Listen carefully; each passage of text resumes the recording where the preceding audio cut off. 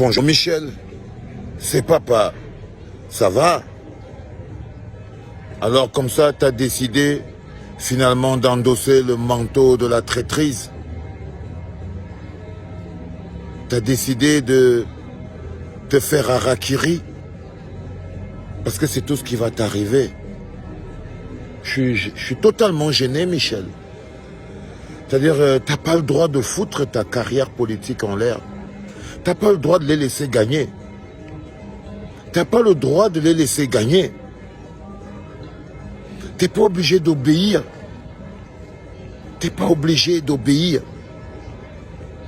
Comme toi, comme moi, tu sais que ces gens qui te forcent à te faire harakiri, qui te forcent à t'humilier en public, parce que c'est ce qu'ils sont en train de te faire.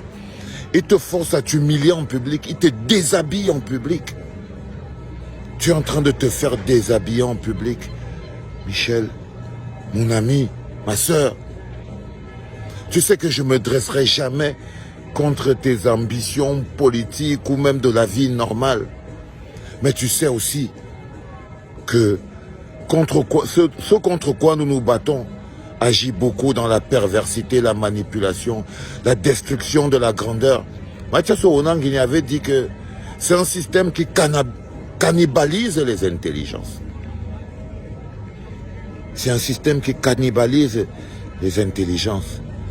Et ce système se nourrit de ce qu'on a de bon en nous. Il détruit les compétences, il détruit les capacités. C'est des charognards qui se nourrissent des carcasses. C'est des charognards qui se nourrissent des carcasses, Michel. Tu dois te battre. Tu ne peux pas accepter qu'on te force à jouer ce rôle. Parce que je sais que tu es une bonne personne. Et accepter de porter le manteau de la trahison. C'est tellement une fin minable pour une personne de ton acabit, Mich. C'est tellement minable.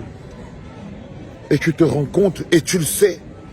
Je sais que tu n'es pas bien dans ton cœur et ton âme. Je sais que ce qui se passe aujourd'hui te dépasse. Ils sont violents. Ils ont décidé de te violenter. Tu sais que la cible, c'est toujours Maurice Kamto. Ils veulent se servir d'une mouche pour attaquer un aigle.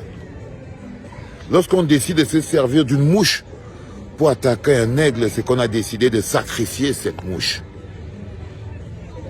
Et crois-moi, l'aigle, c'est pas Maurice Kamto, c'est la volonté du peuple. Tu vois ce que je veux dire? Je crois que de manière personnelle, tu as l'occasion et tu as la possibilité encore de devenir une grande dame dans ce pays. De devenir une référence, la référence que tu dois être dans ce pays. Mais avec le manteau de la trahison, avec la veste de la traîtresse sur le corps, avec ça, ces taches que tu es en train de mettre sur ton âme, parce que c'est minable de finir ainsi. Finir ainsi.